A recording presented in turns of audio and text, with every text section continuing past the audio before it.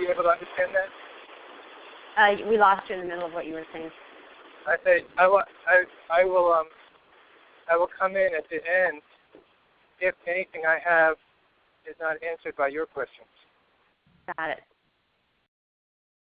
And we can also add them to the record, Jeanene, so for people who don't listen to the call and just want to read, that'll be available. Excellent. That's a great idea, Debilyn. So, Eric, is Joe going to come in and sort of start with a briefing or a explanation of conflict of interest? Is that, I'm not sure what the format is. Oh, okay. Well, if I hadn't been, if I had thought about it more, I think what I would have done is just would have started with an introduction of basically what conflict of interest is, why it's in our bylaws, and how it relates to other kinds of laws. Obviously, there's no policeman or anybody who's going to give us a ticket. So what happens if we don't follow bylaws? Why are they in any way binding upon us? Okay.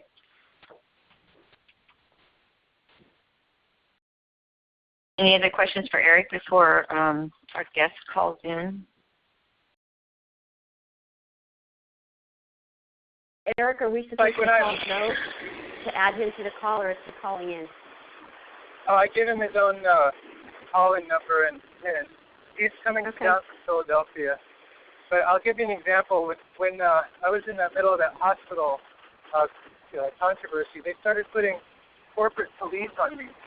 They actually put people with police officer uniforms, but the logo of the corporation that was basically being challenged by some of the work I was doing. And so the corporate police officer would come up to me and try to kick me off the grounds of the hospital. And I just wanted to ask one question. I said, do you have the authority to arrest me? In other words, I'm always looking out for what's the worst-case scenario here. So the thing I don't understand about bylaws is sometimes Jeanene talks about them in ways that make me a fear for my own personal liability. For instance, when we were trying to remove Bill Williams or thinking about removing Bill Williams. And other times it just sounds like something, well, we can just decide to do what we want on our own and it makes no difference and we're not responsible to anyone. So I'm just trying to clarify where it actually stands. Somewhere in between that, I'm sure, is what it is. Right. Well, you're never going to hear from me. They don't matter. You will never hear from me. Now, what I have said is that there are things that are alterable, so we can change when directors are elected. But there's a process for that. And we can make changes to our bylaw. There's a process for that. If you don't want to be held accountable for something, don't have it in your bylaws, because it's the legal promise we made to the government when we were applying for status as a private nonprofit. So the bylaws are key, and I believe conflict of interest is a statement that is required of all private nonprofits. I'm sorry, this is Joe Sandler on the call? Oh, yay. Hi, Joe. I'll be quiet and let you be the real lawyer. Is that okay? So just for setting up the call, Joe, this is Debilyn. On the call with us also is Eric Byler. Hold on one second. Sure.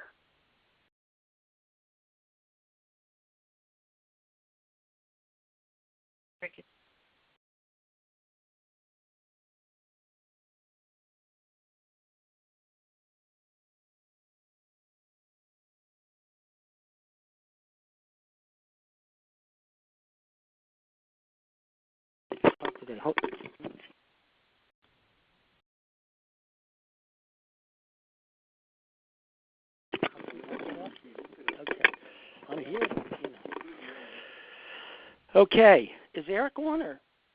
Yes. Yes, Eric, I'm here. Jeanene, Debilyn, and Dan.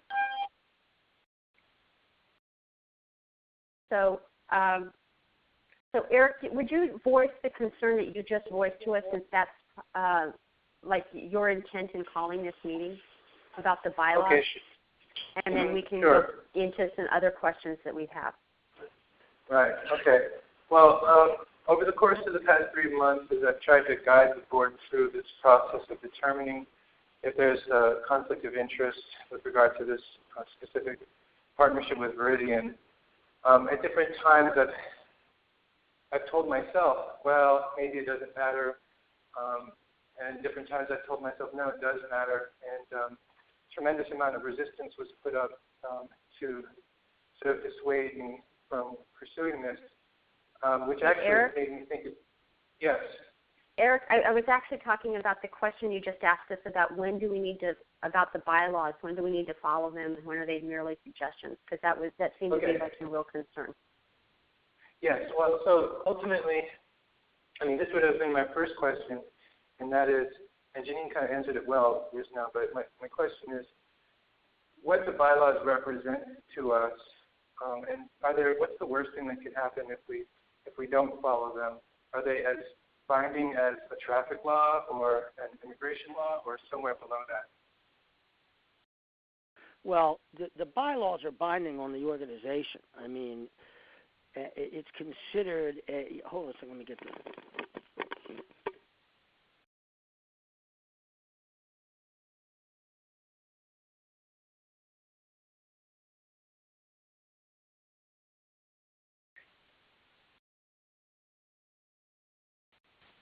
Yeah, the bylaws are not,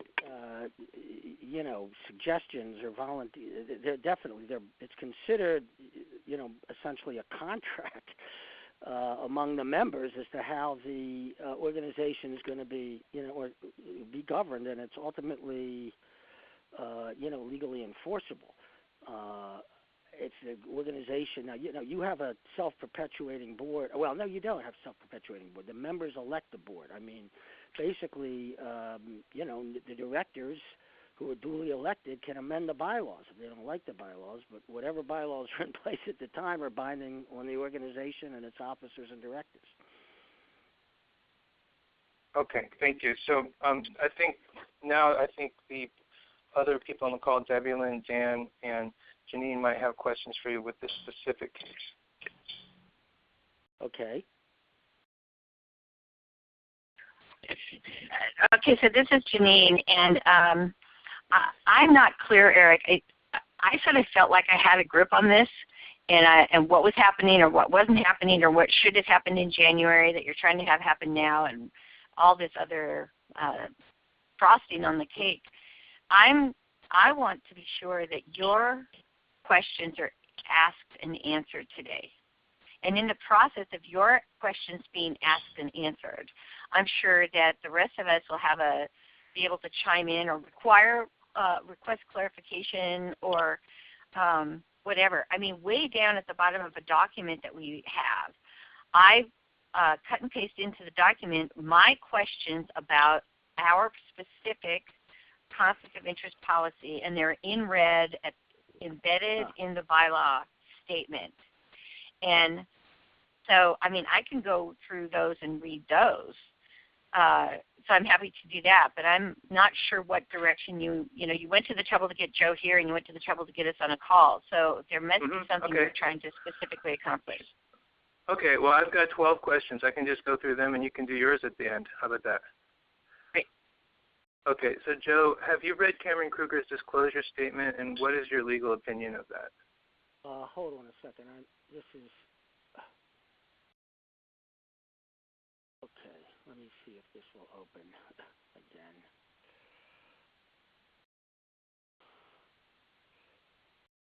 I think you're going to have to do this too.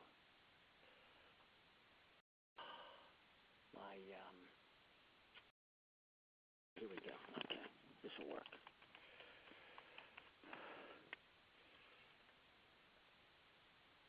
Oh, wait a minute.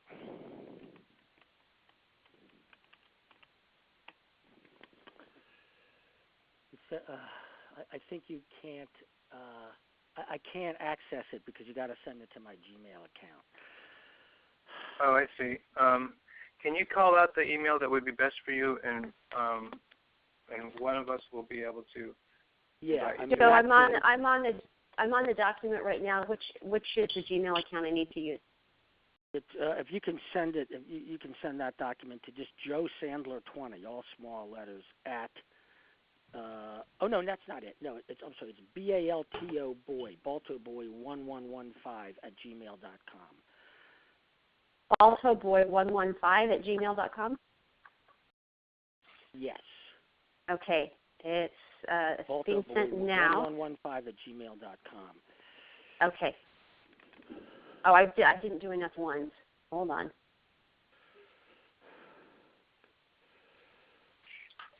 1115, like November 15th? Yeah. Okay, got it. All right, so that's going right now. Has your name popped up, so that's good. Good sign.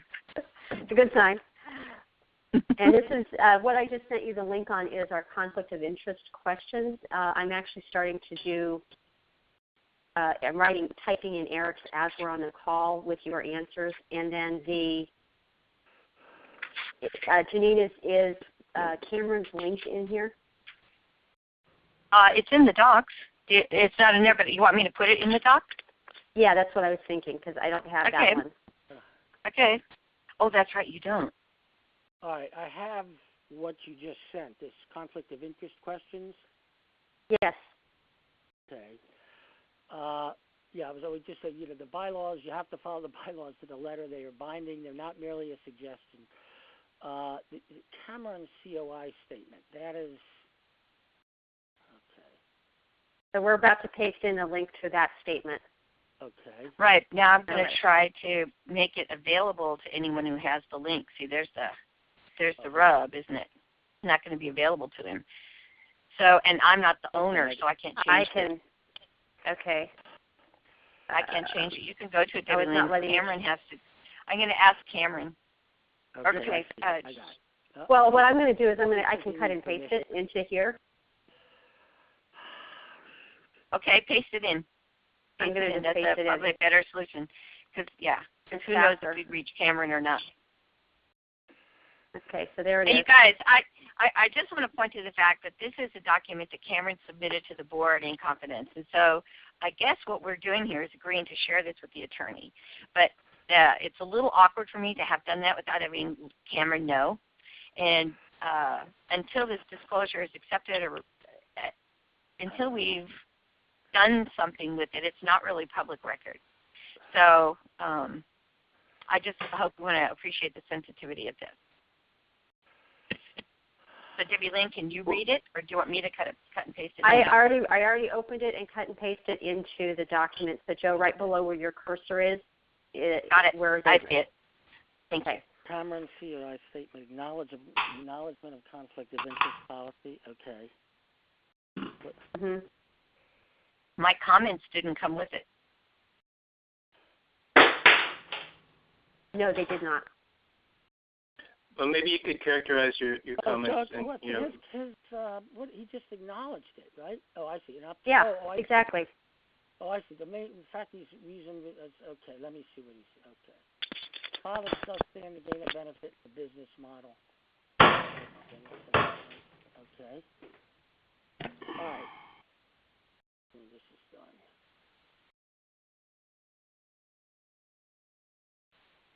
By about 3 levels. That's a problem in itself.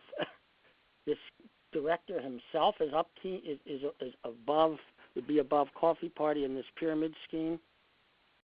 Not a pyramid scheme. The father's then below him, huh? It's multi-level marketing, but it's yeah. Do I understand that? Okay. Yeah. I mean, well, the answer is. The simple answer is it's absolutely a conflict of interest within the conflict of interest policy in that he cannot vote. He should not. This Kruger should not be part of the discussion. There's 2 parts to it. He can't be part of the discussion or voting on it. And secondly, the board has an obligation to investigate and determine and satisfy itself that there's no similar, deal or other arrangement of this kind out there that would be equally beneficial to the coffee party without posing the conflict of interest. That's the way that these policies work. Can I just interject here for a second, because I thought when you started your answer, your supposition was that the member of the board was above coffee party and the father was below, and it's vice versa. Oh, okay. Remember, the board of directors guy is not above. It's his father that's above. Okay. Well, they're both above, but they're at various levels above. Cameron is 4 levels above. His father is 1 level above. Ah, okay. Yeah, that's how I read it. So they both stand to benefit, but the fact is that it's a conflict regardless. Yes, correct. An acknowledged conflict, and do we if we find this to be insignificant or non-material, does it appear to you to be material? I guess that's the first question to ask. Doesn't appear to be material because in what sense? Or significant. Because he, huh? Yeah, I mean, unless Coffee Party makes money, Cameron doesn't make money anyway, and he's already not involved in the decision on this project. Okay, well, that's part one. Yeah, complying with the conflict of interest policy means two things. One, that he should not participate in the the consideration or decision as to whether the nonprofit, whether the organization should enter the transaction. And secondly, the directors are supposed to, investigate and satisfy themselves that there's not, any other equally, beneficial transaction that can be entered with of this nature that does not pose a conflict of interest. That's the way, that's the way these policies work. So, Eric, does that answer your concern? That's my first question. So basically, Joe, if they the motion on the table right now is, I move to find that Cameron's conflict of interest is not significant. And then basically I think we're going to use that as also the vote to greenlight the project. So that was a suggestion I was going to make. And then, of course, Cameron won't deliberate and won't vote on that. And if we do that, then we're protected from any future lawsuit or, any criticism from our members, that sort of thing. No, because the question is, have the directors looked at other, there are other companies out there that do this. I know of at least one that's out there that has this kind of, not a pyramid relation, but basically gives nonprofits a piece of the action for helping market it. The question is whether there's an equally or more beneficial arrangement that would be offered by another company that doesn't pose the conflict of interest. That's the finding that the board has to make. Another company or another person in the upline? No, another person in the upline. If you're telling me we have to go and evaluate every single, because theoretically we don't have to have this person in our upline, right? I hope you're not saying we have to go evaluate every single nonprofit or every single company in the world that we could possibly make money off of. No, just in this so-called, theoretically clean energy field. No, of course not. There's a million affinity programs out there, but I don't understand. You're saying that it's possible to do this so that neither this guy nor his father are in the chain. Well, theoretically that's correct, but what I am saying is it's irrelevant to the Coffee Party as to how much money we make as to who is in our upline. Well, that's correct.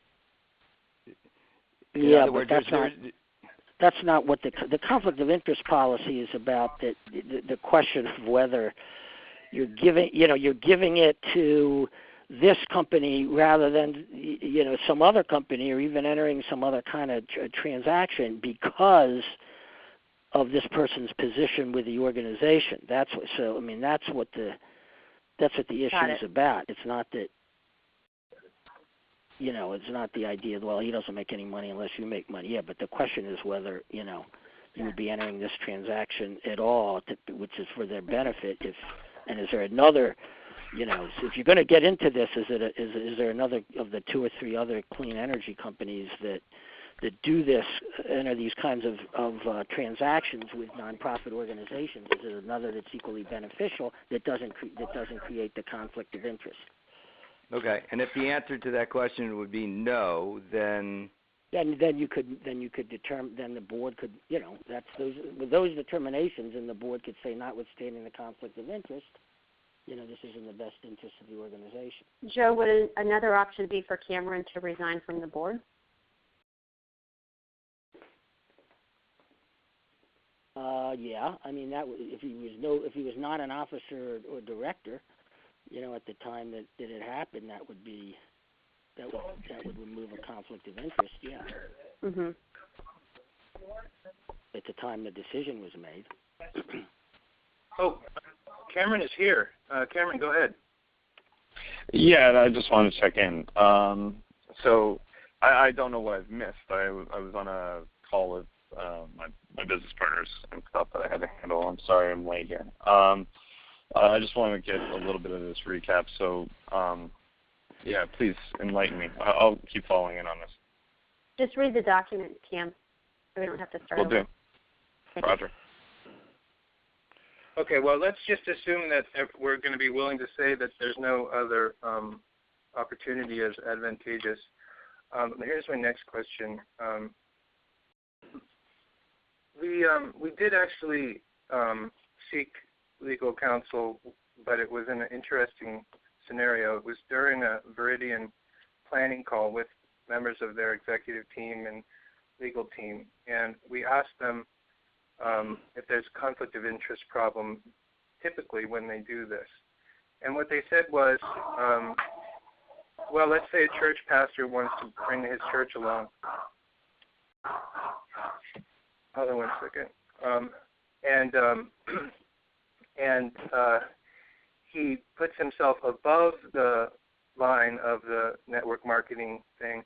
That gets him in trouble. But as long as he's after the line, so essentially he's not taking any special benefit because of his position as the pastor, we've never had any problem in that instance. And so I sort of took that as the legal advice, even though I knew it was somewhat compromised, but it sounded reasonable to me. And one of the things that's alarmed me is that at different times I've heard different people were upline. Today was the first time that I've heard Cameron and his dad are both upline, except for when a Viridian person who joined our board call accidentally, I'm not saying accident, but he seemed to say that by listing everyone in the line, and he put Cameron up there, along with other people that have been introduced to us as social media consultants. And so it sounded like all five of the people in the line above us were people who were going to be working with us to make decisions about how we administer our assets.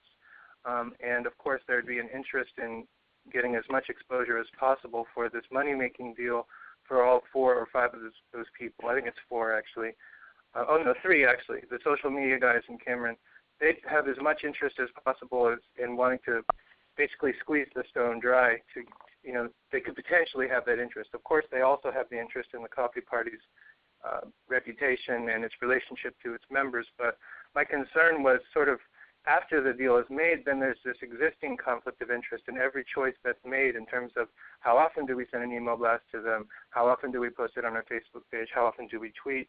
So that's sort of my question is, does conflict of interest apply to things like how you administer a deal as well as the decision to go into it? Yes. Well, the way this, usually works is, there would be a contract, and these kinds of affinity arrangements. There would be this is a little more than an affinity arrangement because of the pyramid scheme here. So there would be a contract between the organization and this Viridian company. The terms of that contract would then have, would certainly need to be discussed and considered by the board without the participation of Cameron Kruger. That's part of the deliberation here.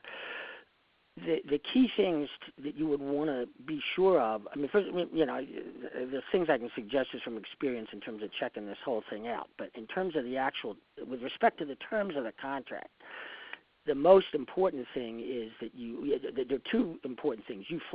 Somebody flagged one of them. You want to be sure that you're comfortable with the level of commitment that you make to marketing this in terms of, email blast, direct mail, whatever.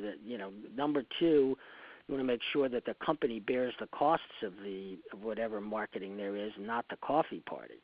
In terms of if there's mail involved, if there's phones, maybe not, email may not be, cost may not be a big consideration. And then third, you want to be sure that you have an indemnity from this company for any complaint, problem, or issue that arises with the consumers that sign up for the service. That's really important because you remember you're the front line, of having sold this to some member, who identify with a coffee party. Now you're selling them some product or service. Something goes wrong with that. You could have legal liability or perceived legal liability, at which the company needs to cover you for, and then there's the reputational liability, which there's no real remedy for. You have to satisfy yourself that this company has, the track record, business record with consumers. Those are the things, once you make the decision to proceed with this, you'd have to then look at their contract, check them out, and look at those considerations before you actually authorize an officer to sign the contract with them. Is there already a contract, Jeanene? I have a hand up if nobody else does. I'm sorry, Cameron. I just need an answer to two questions, yes or no. Is there a contract already? Does anybody know? Oh, with Viridian? With Viridian? Yeah, so the contract's been signed already. Does anybody know? Yes, there is a contract signed with Viridian. Okay, and who signed that? That would be Jeanene.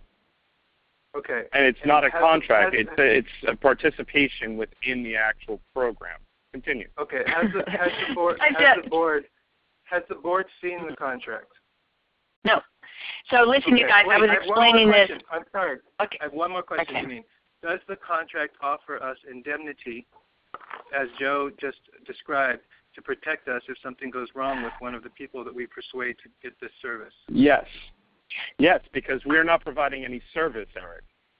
The company itself provides the service. That's the whole way that ESCOs work. They have to go through Energy Commission.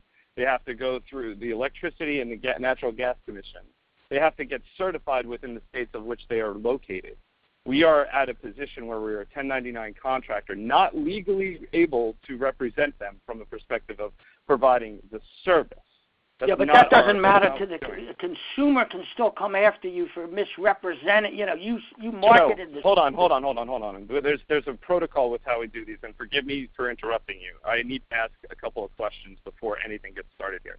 One, what is your expertise in the legal? What are you barred? Is it contractual? Is it corporate? What do you practice in terms of your legal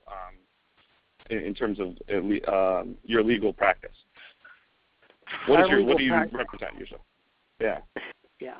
Our legal practice, my legal practice, is basically concentrates in the formation and operation of nonprofit organizations, campaign finance and election law, government ethics, and related, corporate, contractual, commercial issues for entities in the advocacy and vendors and nonprofit organizations in the advocacy and political arenas. That is my practice. We have formed and represented hundreds of nonprofit organizations. Okay, I mean of all sizes. But listen, this is. And I'm just telling you what the best practices is, what the normal practices of other nonprofit organizations in dealing with these affinity agreements. So in my statement here is yes, there's an agreement of participation in the residual funding program of Viridian, which is a wing of Viridian called Viridian Cares that deals only with private nonprofits. And so in terms of our due diligence, Eric is correct that the board has not seen this contract. There is indemnity, there's liability protection for private nonprofits by the fact that we clearly hand people over to them. And so we don't, and because I don't have this contract in front of me, I've been trying to search, to get the actual language of the contract. There's also the presumptions of the program we sign into, and I believe that's in the project.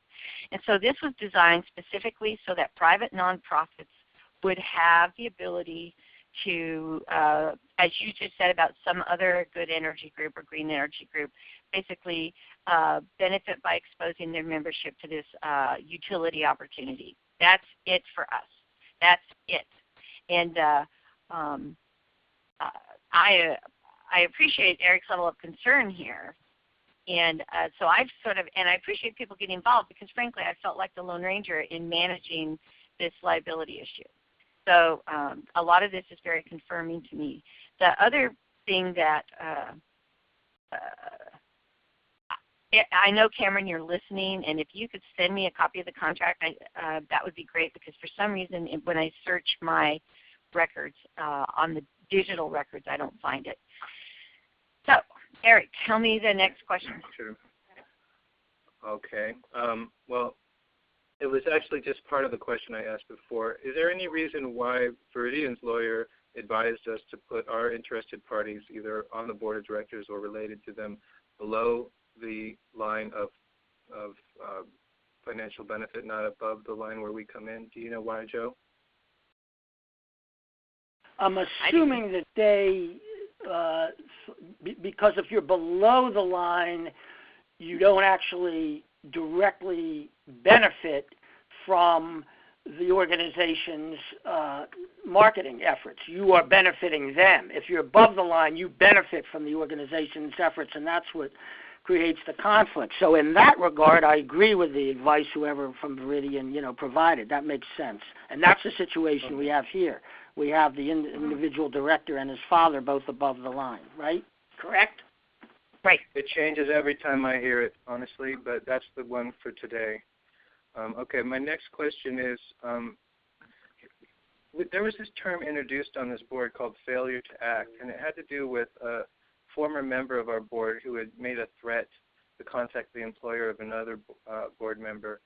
And one of the things that convinced me to vote to remove her was the introduction of Jeanene introduced this term failure to act. And what she said was that although we do have board of directors insurance, if a court of law determines that we didn't exercise our duty properly, we're no longer protected. For instance, if we had failed to remove this person and then she went forward and went, followed through on the threat that she made, and then there was a lawsuit that individually we could be liable, not just the board. And of course, we don't have individual insurance, and none of us are getting paid. So none of us want to be sued, whether the person is correct or not in determining that Coffee Party is to blame for what happened to them with their energy bill. If they sue us, we would have to defend ourselves, and that would be costly. If they sue us as people and we have to defend ourselves, that would be costly. So I just want to know if there's any truth to this notion that you can be personally liable if you fail to act as a member of a board of directors. The only way you would be personally liable is if there was a clear breach of fiduciary duty, if there was a misappropriation of funds. Conflict of interest situations can present that. If you permitted somebody to participate in a decision, that basically benefited them, and the organization wound up on the losing end of it, and some member said, you know what, the board didn't do its fiduciary duty. If you have directors and officers liability insurance, it could, it still may protect you in that situation, but if it was a clear, violation of breach of fiduciary duty, it might not, is the bottom line. So you say failure to act. I don't know. The situation you described is a little bit confusing to me, but I can tell you that if you, just to take this example we're talking about, you permitted this individual director to vote on a transaction in which he and his father are directly interested, it's a breach of fiduciary duty. That you can be liable. This other situation, I'm not clear. It doesn't sound like it's related to the organization. Okay. No, it's not. It's just the term. So no, what we're doing is just we have the contract negotiated without the president of the board of directors having any knowledge of it, and maybe others. The contract is already signed. Cameron seems to have a copy of it, and he's sending it to Jeanene so that she can characterize it for you. And against the will of most of the entire board, we're following the bylaws to, after the fact, vote on whether Cameron has a conflict of interest. I suppose that after that, what we should do is then vote whether we want to endorse the decision that's already been made. Would that protect us, Joe? Eric, I want to just say that Cameron's typing some things into the document here. One is that there is no cash exchange for people signing up. He does not receive, nor does his father receive, any cash or money from Coffee Party. They receive a credit from Viridian. Okay. So, is it okay if Joe answers my question? Yes, I just want to make sure that I'm going to unmute Cameron and Joe, go ahead if you want to answer Eric's question. That's fine. I just want to make sure we get accurate information out there. Joe, do you want me to repeat it? Yeah, no, I think I recall the question. I mean, the right, I don't know to what extent the organization's already bound by this, by somebody signing it without the board having authorized it or whatever, or whether there's something you did before that authorized an officer to sign this. I mean, I explained what what the bylaws require and the conflict of interest principles that are required by the IRS require that the board investigate alternative arrangements. If they determine this is the most beneficial, notwithstanding the conflict of interest, then they can, without the participation of the conflicted director in the deliberation or the decision, determine to proceed with the transaction anyway. Then they should look at the terms to make sure of the proposed contract between the organization and the company, to make sure the organization is protected, and then approve that they can approve those terms, even though and still authorize the officer to do the finishing touches on the language or whatever. That's not uncommon. But the basic terms of the contract, look, I advise you the contract you entered for something like this should be reviewed by counsel to make sure the organization's protected. That's all. That's it. I would agree. Well, obviously it's not what we've done so far, but we need a remedy at this late juncture. Well, I mean, it's possible that if the organization goes through this process and determines they want to enter this transaction, it's possible that Viridian will agree to, if there are terms that need to be amended, that maybe they'd agree to amend it. I don't. Also, not having seen the contract, I don't know to what extent, for what term it's binding, if any. Okay, well, let's move on to other things. I'm still confused. No. We have to stop right now, and we have to add one thing. This board did authorize participation. I never would have signed a contract without that. If I am remiss in not bringing that contract back to you after I signed it, then so be it. But I think it is wrong for you to embed indictment into this quote-unquote information. And so, I absolutely resent the notion that this board did not vote on this project. We did. Now, could we get better at this? Is this moving forward? How do we take care of this? I am totally embrace that process, but I really represent the misrepresentation of this process. I am not a ninny in the domain of contracts, Eric. I know way more about contracts than you do. I never would have done that. Sure. Never. I know, that's for sure, Jeanene. I know. I'm sorry to say, what month do you suppose it was that we voted? Just November. November. Okay. Because what happened is that you guys charged me to try to make up for not having any minutes for such a long time, and I've gone backwards until I'm back into I've done everything for 2014, and what's happened is that the minutes will show that the project has been represented several times as still in the process of being formulated, not a done deal, not for sure.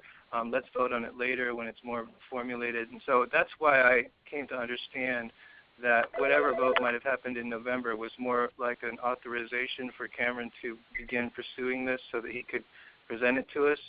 And I really thought that the order would be more like what Joe is describing, where first we have Cameron establish that he has an interest, then we vote on whether it's a conflict of interest, and then we see the terms and discuss them and vote on them with Cameron abstaining. I just sort of expected that it would be a little bit more like what's in the bylaws, and I apologize if I insulted you by not being aware of the November vote. It's just that the way it was presented in January, especially, as being something that was still in development, caused me to. I mean, when was the contract signed? Does anybody know that?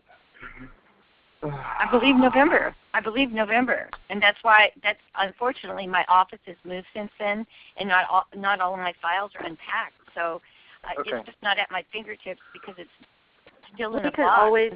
We can always. But here's the point. I think here's the point. The business we should be involved in here is actually getting clear what is conflict of interest.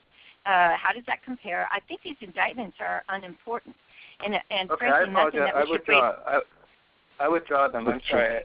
I withdraw them. I've got so many more questions. Let's please right. Let's do your questions about Hold on. I think that's go for it. Can anybody hear me? Go for it. All right. Yep. So, Eric, here's the biggest question. As this attorney, Joe, and please tell me if you've seen this, but have you looked over any of the actual documentation, the FAQs, or any of the contractual agreements that show what the residual fundraising program is? And the many times that I have told you that I will get these people on the phone with you, have you followed up with me in order to facilitate your knowledge base on what this is and how it works? Joe, have you? Okay, so that's just more indictment. Joe, have you seen it? Who's asking that question? That's Cameron. That's Cameron Kruger. Have you looked at any of the documentation? I'm not trying to. I have not been provided a copy of the contract. No, no. I mean, I didn't. I was not aware until this call that a contract had already been signed, and I definitely have not seen it. And I'm not sure that someone was supposed to send it to me. They didn't. Okay. Well, I think that was. Anyway, let's just move on. What is your advice to the individual directors and to the board as a whole to better protect ourselves as we go forward with this project? I mean, I think the advice would be to, step back, look at the, the terms of this thing, to make sure the directors understand exactly how it works. Look at the alternatives again, that are out there. And make a decision, based on that, and then look at them specifically at the terms of the contract and see if there's if the directors, having been apprised of how this thing, actually works, and without participation by Cameron, and looking at the alternatives, think this is a better deal, then they should, they should approve it, and then we should, at that point. I should look at the contract and see if it does or doesn't have the terms necessary to protect the organization. That's how I think you should proceed. Okay. Do you think all of us have to be part of that process, or can we delegate it to one person? That sounds like what we did.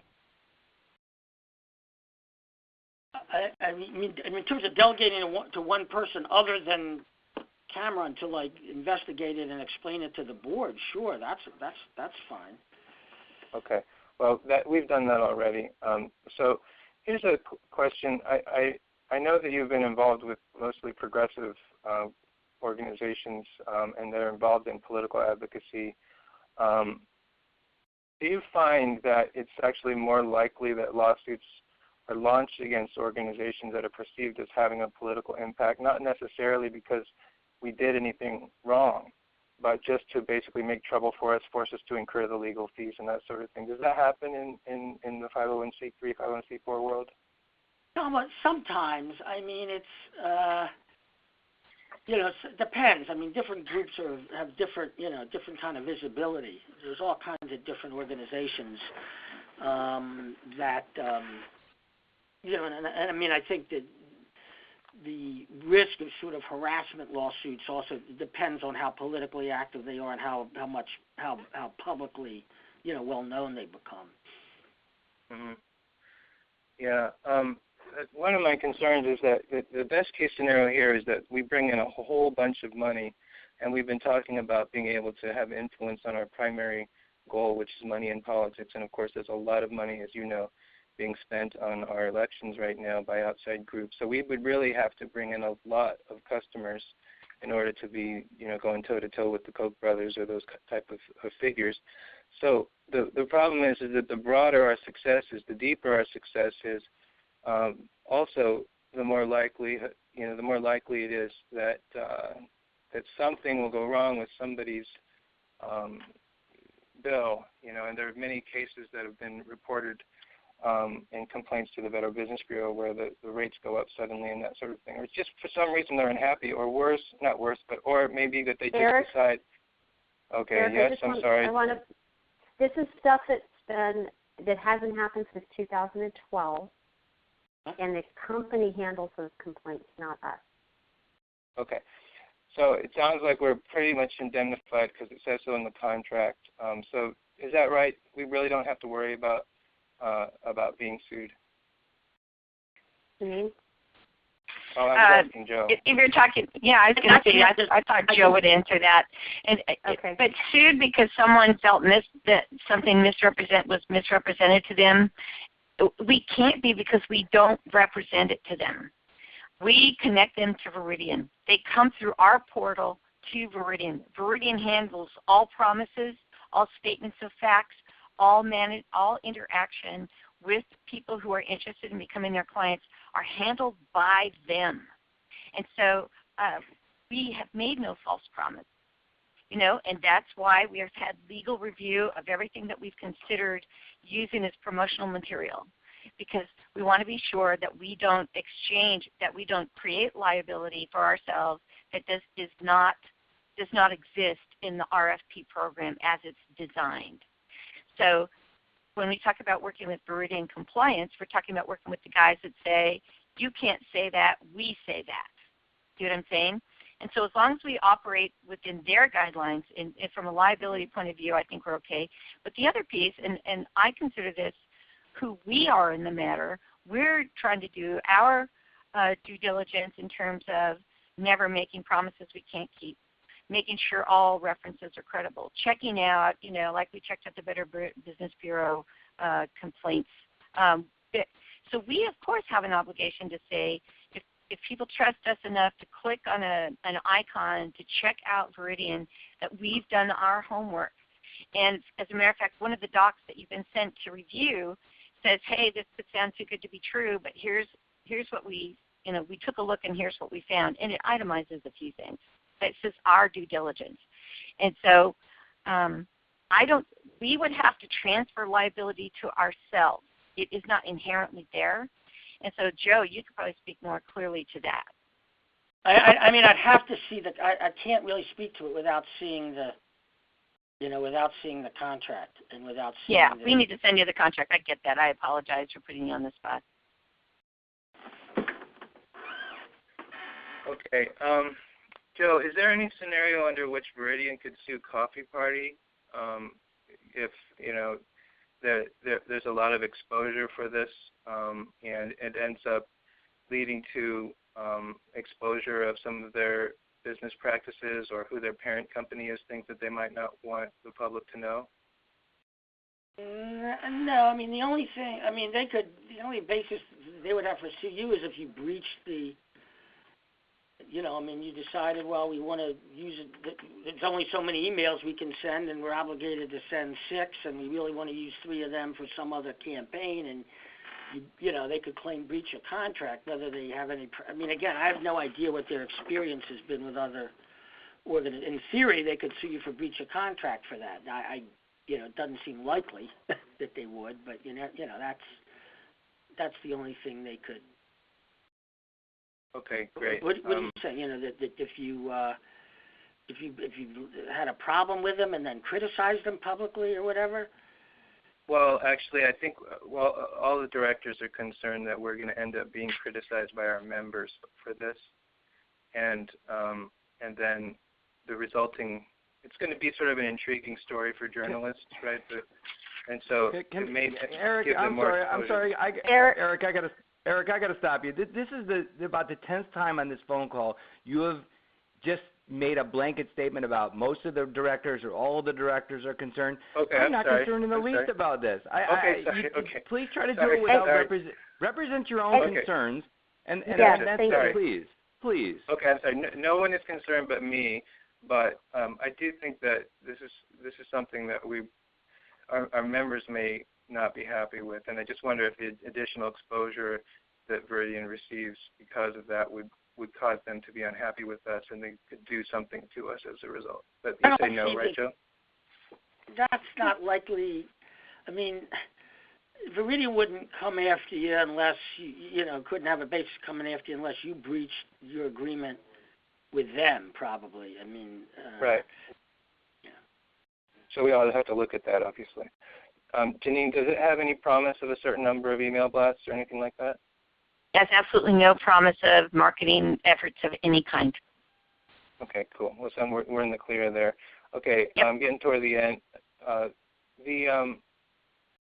We discussed in previous meetings simply changing the bylaws so that there's room for this, and any other thing that we need to do. Basically, is there anything wrong with simply changing the bylaws to fit the policies that we choose? I mean, is there any reason why we couldn't just do that? When you say policies that you choose, what do you mean? What kind of, Well, in what respect? We're supposed to post minutes, and we're supposed to have elections. We're supposed to follow a certain procedure for conflict of interest, and we very nearly didn't. I mean, if we just, this is something that we've discussed in the past. If we simply just change the bylaws so we're no longer required to do those things, isn't that another way of complying with the bylaws? No. The answer is, well, you've raised a couple of different issues there. The method of election of directors, when it is with the members, the board of directors can't change that without the approval of the directors. That's been made clear in the D.C. Nonprofit Corporation Act Amendment of 2010. With respect to the conflict of interest policy, the real reason you can't just not have one or amend it.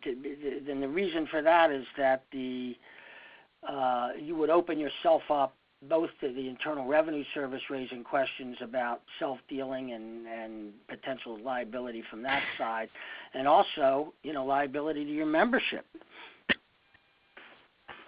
So you can't just amend it to eliminate it if that's what you're asking. Joe, this is Debbie Lynn. I have a point of clarification here. You said the method of electing directors by members cannot be changed without approval of the directors? Without approval of the members. In other words, that's what I thought you meant. Okay. Got it. Okay, well, we're overdue for an election by several months in that case. Does anybody know if we actually did make that change? I remember that we decided to postpone our election from our 2012 election. Our 2013 election didn't happen, but we wanted to put it in the summer of 2014. Have we made a change to the bylaws? We have. Anybody know? Okay, yes, we have. And I sent that change to Linda Park. In the document for the change was distributed to directors, Eric. I'm not sure what we're confused about. But well, I'm confused about whether we followed the proper procedure because Joe and Debilyn seem to have established that we were supposed to ask our members for permission before we did that. No, he said how they're elected. How they're elected would be for us to say we're no longer to have members elect our directors. Okay. So we can't switch ourselves to a self-perpetuating board from a member-elected board. But you didn't do that, right? No, we did not do that. All we did was shift elections to a different time of year where A, we thought we'd have better participation, and B, it would coincide with our fiscal year. And and it was very clearly the case. That's a good question. Okay. So you're still thinking about what you were going to advise us on that one, Joe? Whether you shift the time to delay it, if you could do that without the members, I don't know. Well, nobody objected, right? No. Well, I mean, there's been questions, definitely. When is the election? supposed to take place? It was supposed to be November of 2013. Oh, but under this amendment. Oh. We'd be starting now, and we'd be seating. We'd start the recruitment process now, and we would be seating members on July 1st. You mean have the meeting on July 1st? You mean or the online vote on starting July 1st? Yeah, the term of office would begin on July 1st. But when would you conduct the election among the membership? You'd start the recruitment now, and then you would go to, the vote. What do we usually have the vote a month or so before that date? So it would be like a June. Yeah, it's a June. Yeah, okay, so a June 15th. A June 15th election. As a matter of fact, I was just recently in contact with Linda about initiating that process. Our board development director. Mm-hmm. Joe remembers her well. Okay, well, we're getting into our last 5 minutes, so does anybody else have any questions that they would like to ask? I just have one you had more. your list of questions. Jeanene, we had our questions that we had set up before we started with Eric's questions. Sure. And you had, I think that top one is really important. Okay, so we had a doc with a list of questions to try to make sure they were covered, and some of them we've obviously checked off. One of them we had is name recognition that leads to income opportunity an element in conflict of interest? In other words, conflict of interest can be directly profiting. Conflict of interest can be actually deciding to do something so that money is directed in one direction versus another direction. But what about the notoriety or personal profile of someone being enhanced by an action? Is that a conflict of interest? Only if the enhancement is directed in some way towards that person's, professional or business interests. I mean, I'm not sure I understand the question entirely. Obviously, people have become prominent in nonprofit organizations and render valuable service and enhances their reputation in the community, and they're recognized. That's perfectly appropriate. But if you're talking about, somebody sort of using, if it has some specific, and, they may, by reason of that, make connections that lead to business and so forth. There's nothing wrong with that. But if it's something, so I'm not sure what you're saying, name recognition. Well, I'm trying to, the way someone can forward their personal interest can be directly via I get cash for this, or my dad gets cash for this, or whatever you want to say.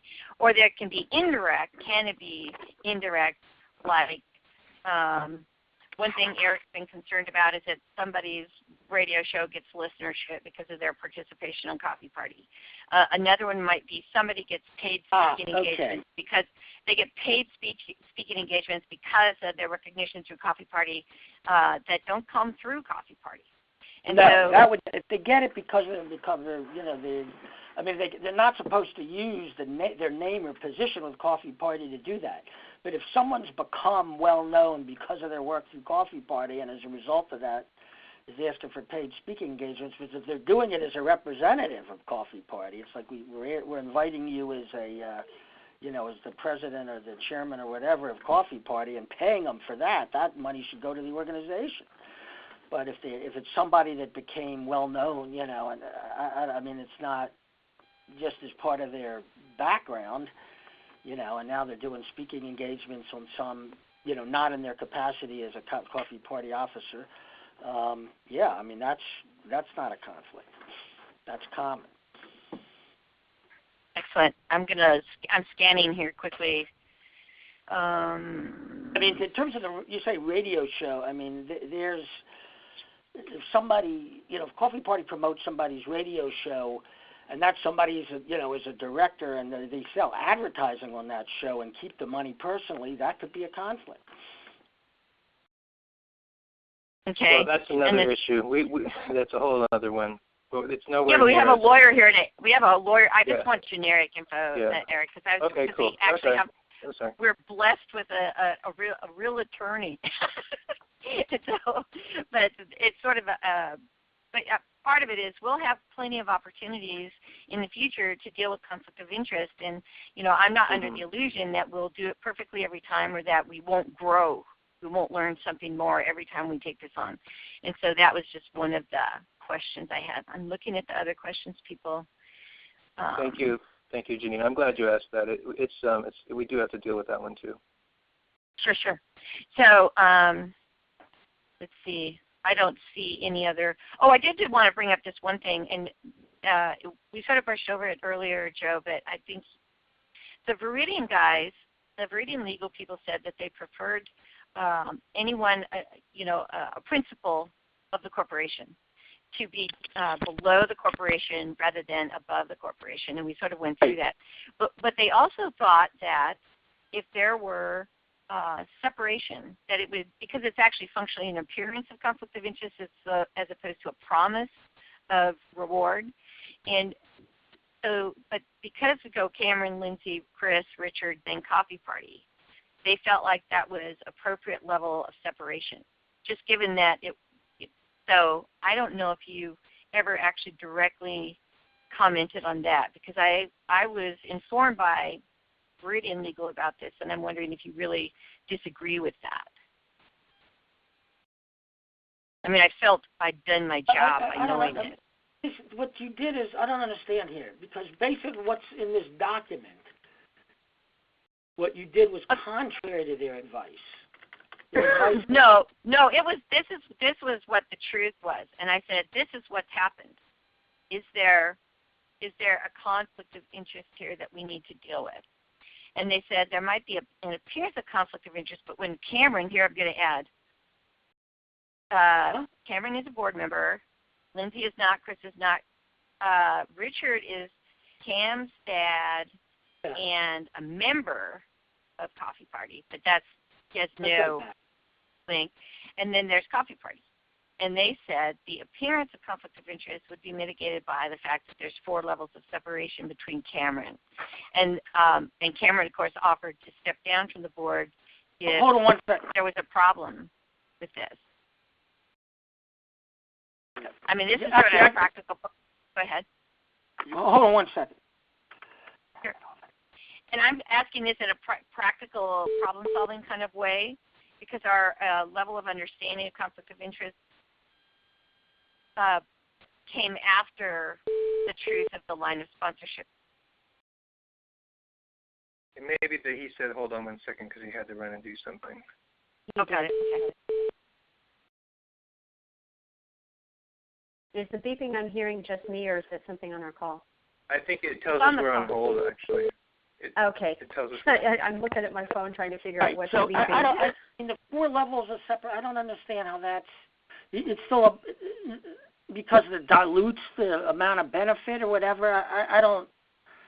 I think their advice was that any level above is what creates the conflict, and I said I agreed with that advice. Right. Well, that's what they said their preference was. And their example was, okay, you have a church, and the pastor wants to sign up. He should let the church sign up, and then the pastor should sign up. And then, but the pastor being below the church in that situation. Yes, exactly. Or in the baseball team. I mean, there are churches and baseball teams and public broadcasting stations and university foundations. Let me ask you this. I got to run here. It's 20 minutes. Yeah, Cameron was already signed up.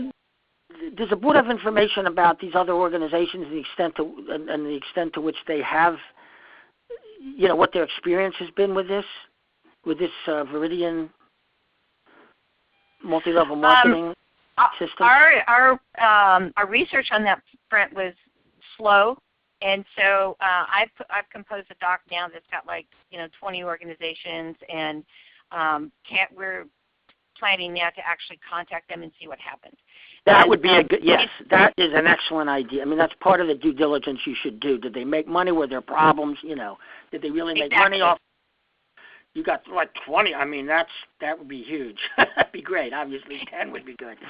I mean, if it's a sample, Right, because we've done that sort of, anecdotally.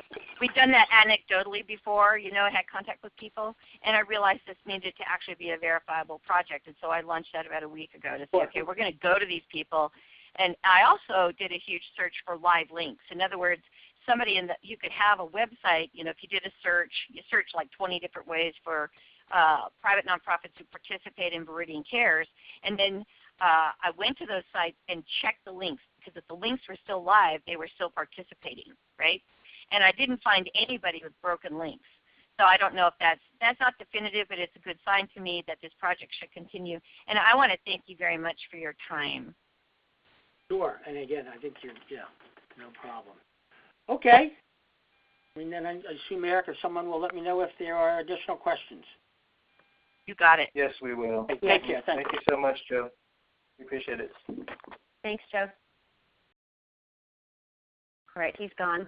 Left on the call is Debilyn, Eric, Dan, Jeanene, and Cameron. Are mics open? Yep, mics are all open. All right. The only thing that I don't think we asked him was if he understood the network marketing model that we're using. I'm not sure if anybody's provided that to him to show that Coffee Party makes 100% of its money versus anything up above that, and how the credit of that works. So, Cameron, I think the important thing to do would be to provide him. If he asked for this information, I think we should just give it to him. And so he can only give advice based on what he knows, and he was very articulate about saying, I can't say because, but here's the general rule. And so I feel very informed by this call. I want to thank you, Eric, for bringing him on. Because, all those... Really? All those Wait, questions. so I'm not getting, I'm not in the doghouse for this? That's great. Thank you. What? Well, you're probably in the doghouse for some other things, Eric, but talking to the attorney is good. Due diligence can never be a bad thing. It's all I really wanted. I know there was some confusion, and understandably so, but my father he worked for all of these military kind of people operating in other people's countries, and he would often be asked, is this okay? And when he gave them an indication it might not be, then they would say, well, tell me how to make it okay. So talking to a lawyer isn't something to be threatened by or afraid of or whatever. It's just a smart thing to do, because there may be things that we might not have, been fully. Just maybe the Viridian lawyers weren't the best lawyers to advise us on this. No, I can't say either way on that. I think that lawyers are going to give you the best knowledge that they have based upon the information that they have available. I don't think any lawyers are left or right or center on things. They're supposed to know the actual laws, which is, I think, what he gave us. So I don't know any issues. Right. Well, and here's the other thing about contacting an attorney, and Dan can actually probably speak to this since he's from such a family. But basically, the quality of the answer you get is a function of the quality of the question you ask and the information they have. And so I think I probably did the best job that could be, pretty much the best job that could be done in interrogating Viridian Legal, because I knew what I wanted to accomplish. And what I wanted to accomplish is protection, not only for the board of directors and for us personally, which is frankly job one, but job two is protection for Coffee Party as an organization. And there's liability in terms of financial liability. There's civil liability. Obviously, I felt there was no issue of criminal liability, but so it's great to have a second guy to talk to. And if I felt like Joe was our lawyer and I could call upon him, I would have done it a long time ago. But as far as I knew, we didn't have a lawyer. And so, I did the best with what I had. And I don't think we're going to deviate much from the plan. And the only other thing I want to clarify, Eric, is you said we keep talking, you go back to January, and we keep talking about the plan. We shouldn't vote on the plan until it's more clear. It's the plan. It was not the contract. It was not that we were going to do this. It was how we were going to do it. And so just about everybody on the board call was invited to these Viridian work sessions where we actually talked through pieces, parts, whatever. Everybody had access to these documents. And what we were trying to say is, have we created yet a plan that makes, let's be frank, that makes Jeanene happy. And it hadn't happened yet. And so am I going to waste your time with, I'm not even pleased, so why would I bring it to you? And this is a plan of execution as opposed to the decision to proceed. And so a plan of execution is a very different thing. And to say we haven't voted on a plan of execution is absolutely correct. But it sure sounds different when you make it sound like we're willy-nilly about this agreement and something is being withheld or something that's being happening behind closed doors. Because, damn it, that is not my style. That is not what I've done here. And I've worked very hard to be sure that wasn't what happened. And so how could I hear any of this as anything other than an implication of a failure to act on my part? And I promise you, there is no failure to act over here. And so if you have any other questions about failure to act, you should ask me now. Okay, well, I was certainly not focused on you, Jeanene. On that question, similar, and maybe I took the Delan thing way too seriously, but similar to that situation, I was asking myself personally, because that's the way you phrased it, personally, do I want to put myself in a place where I'd be personally liable? So that's not directed at you, Jeanene. I was thinking in terms of for my one vote, how should I view it? And that's how I see this as well for my one vote. I understand that the ship has sailed and all that stuff, but I do still believe that my vote is my vote, and I have a right to request a vote, and I have a right to vote the way I wish to vote. And so I still want to know the answer to those things for myself. It certainly wasn't implying that you have failed to act. Okay? I get it. And if we're going to have every director know everything about every project, then just say so. And I also don't feel like I was asked.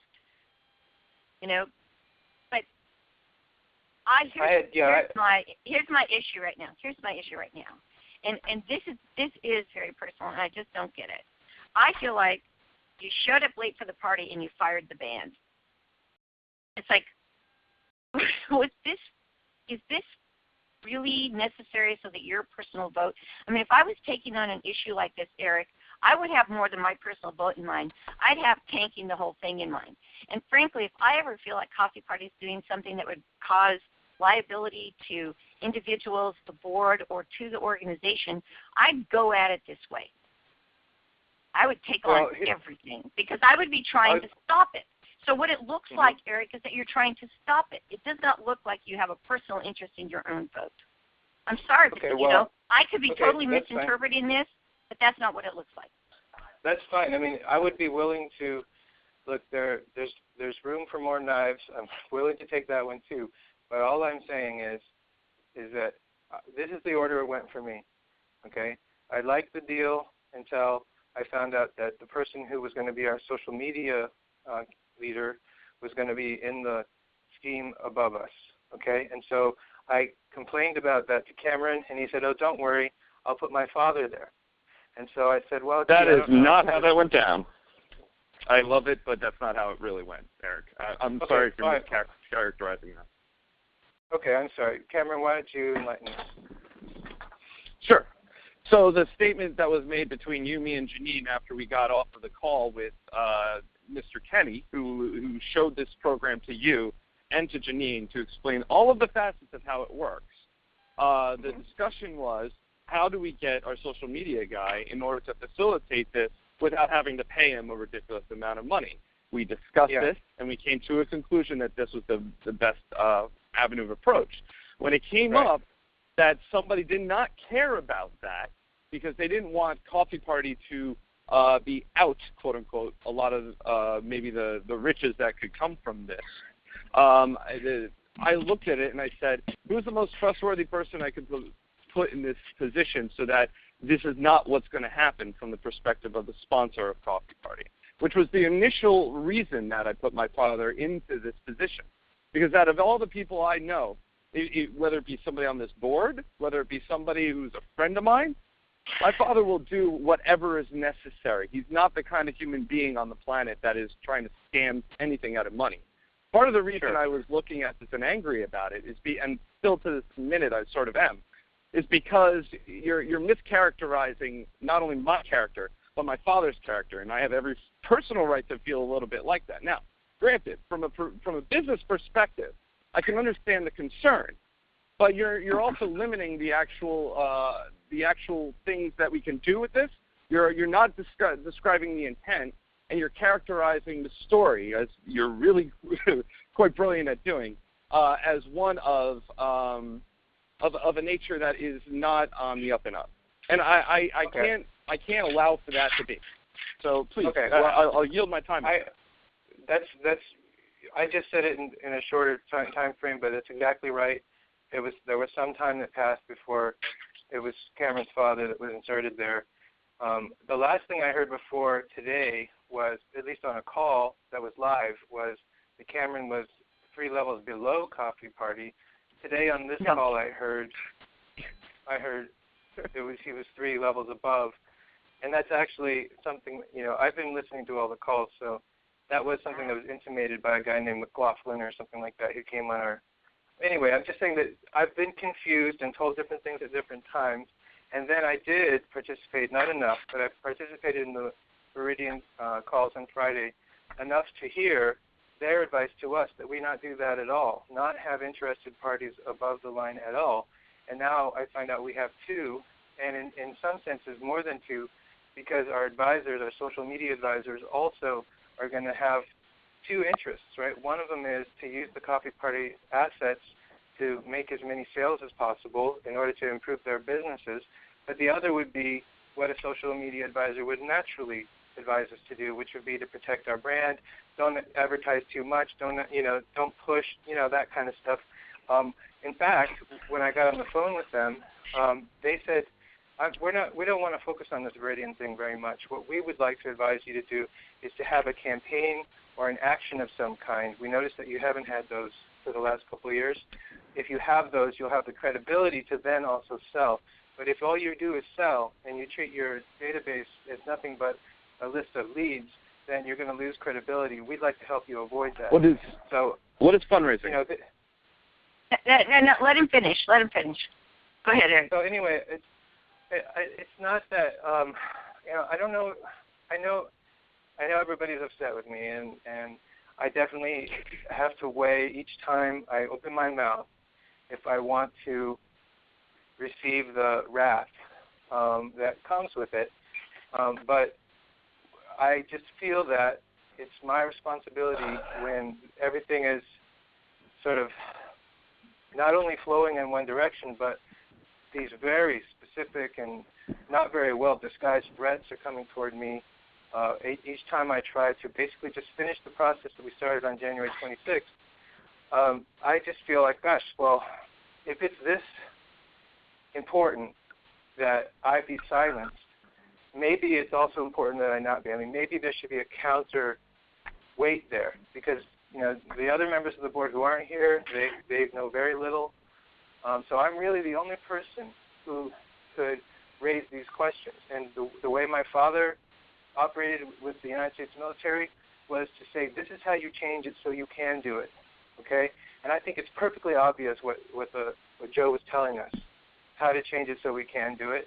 And, you wouldn't have heard that because if I had told you, you would have rejected it, and no one else was there to tell you. So, I'm sorry for putting my foot down here, but if you listen to the minutes for this year, starting especially January 26th, but also January 9th, I think it was, when Dell raised the conflict of interest thing, this is not, it's been a very, very, very slow process, but this has not been something that I haven't tried to pursue. I've brought it up over and over again, and I've always been given a good reason why we can't, deal with it now. The project isn't developed enough.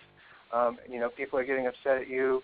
You're going to be removed from the board. I'm always given a reason why we can't just deal with it. And then, now we have 2 motions on the floor, and both of them or one of them will deal with it, and that's going to be good.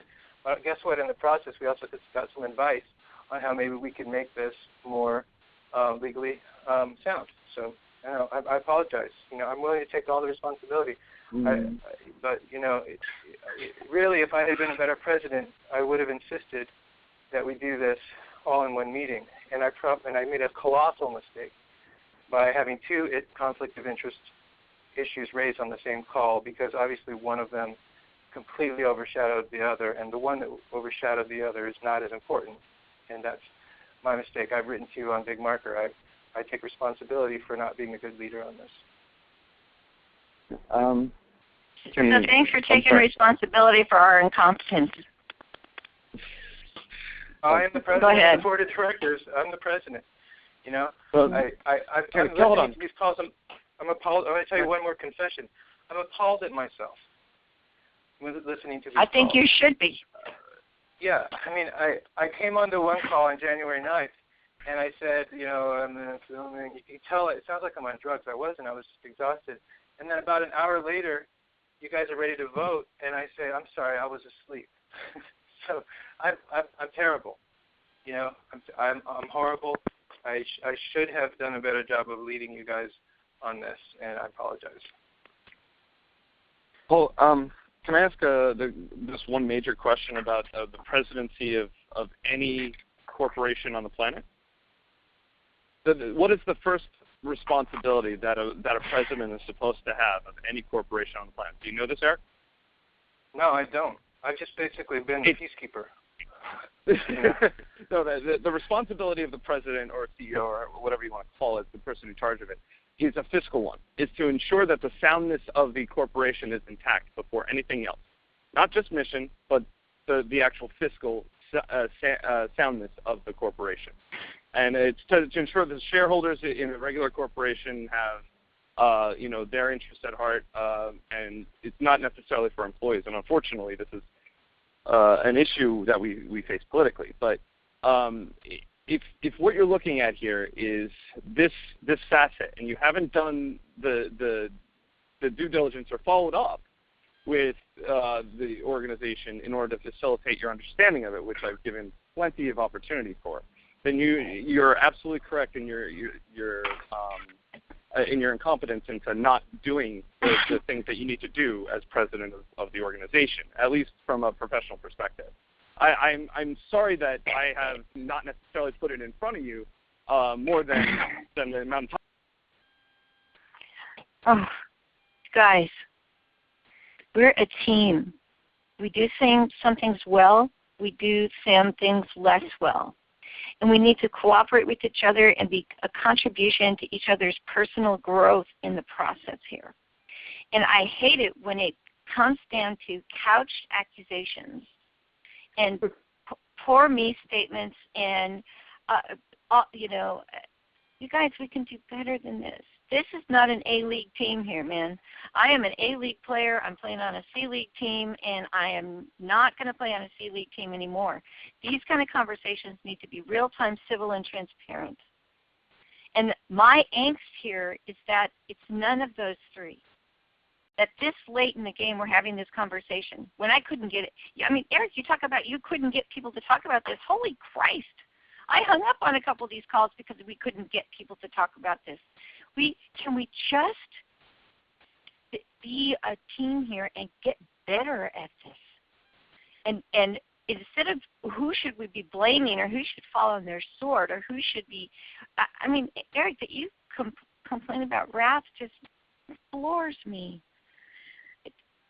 What? I yield.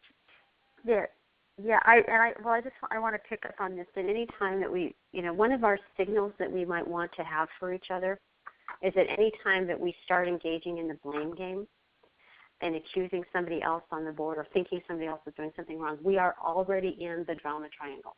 It's not like we're about to fall in. It's like we are in it.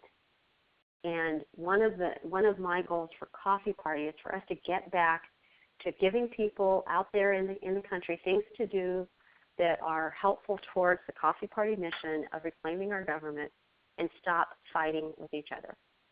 And that is where my sole focus is on right now, of like, let's find things for people to do that help us figure out how to talk to each other and find common solutions and then take action on those solutions, because that's what we're supposed to be doing. Mm-hmm.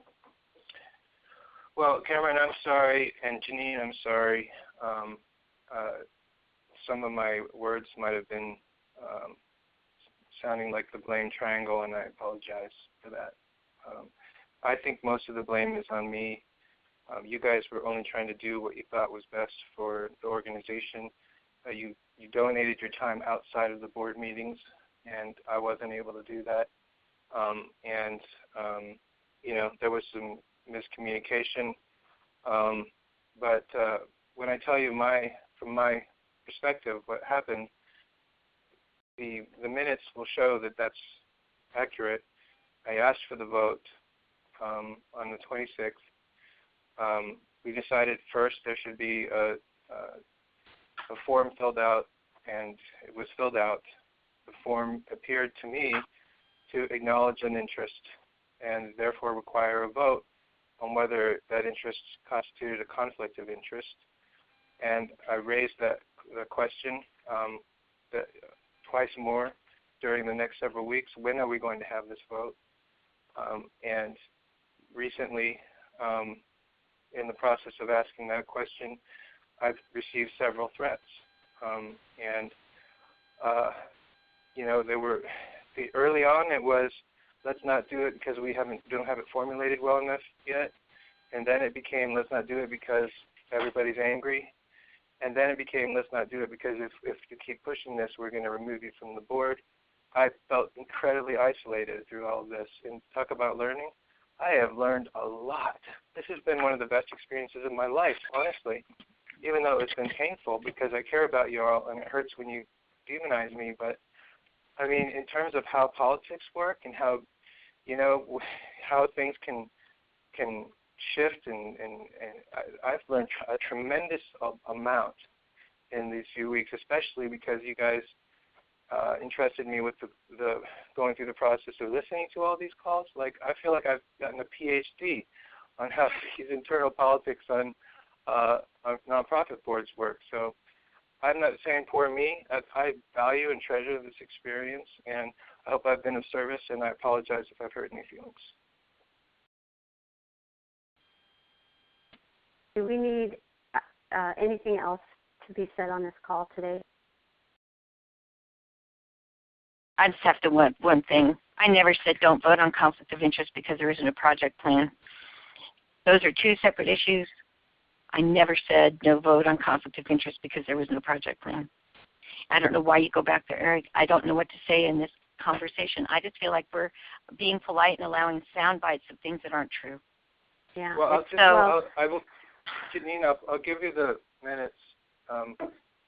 According to our bylaws, the minutes do need to be explicit when the conflict of interest is the topic. And so what I did was I just basically typed them verbatim because I didn't want there to be any interpretation. I remember it pretty well. I'm not saying there's anything wrong with it. I didn't know it was an accusation even. I thought it was a sound piece of advice. What you said was, we have two issues on the floor here. One of them is something that's still developing, and we don't really know what it is, and that's true. Cameron's place in the line has shifted several times. It's shifted several times where Cameron goes in the thing. That's the only place where I have raised a question. It's our relationship with Cameron and his father, by extension, creating a financial interest. That was not clear, and it's still, I got news today. So if it was unclear on January 26th, it certainly has been unclear since then. And what you said was, because we have one that's unclear and the other that's pretty clear, which was Egberto and his post to his website, let's take on Egberto's. So, those are the kinds of things I'm referring to. The minutes will show them, and I didn't realize it was an insult. I'm sorry, I didn't know that. I thought it was a sound reason at the time. Most of the time, I thought it was a good reason. I started to think it wasn't a good reason when it was, let's just kick them off the board. So rather than rehashing this narrative that I'm done. There's several versions of over and over again, can we agree that we're going to move forward from here? We're going to take the action on the conflict of interest statement as necessary, and this part of it is over. Yep. Agree to agree. Me too. Me three. All right. Cam got a 3. We got a 3 from Cam and from Dan. Okay. So I'm going to check out and just say that I really hope going forward that we don't have hardly any, if or none, of these type of phone calls again. So let's. It's just painful. I hate wasting my life listening to people fight about what happens when really what we need to be doing is moving forward. And I understand we need to have a clear path for that. So I hope that we find that here in the coming days. And I'm out with that. Okay, I'll check Eric, out. you want to go next? Yeah, I'll check out by saying I wish I had talked to Debilyn beforehand and I wouldn't have fallen into that trap. I apologize. That's not a guarantee, Eric, but thank you. Dan, you want to check out? Just look forward to putting this in our past. Thanks, Dan. Jeanene? Aloha. Thanks, Jeanene. Cameron? Aloha. All right. Everybody, have a great rest of your day. I think it's time for You too. Cosmo. Bye-bye. Thank you for your time. Bye. Everybody.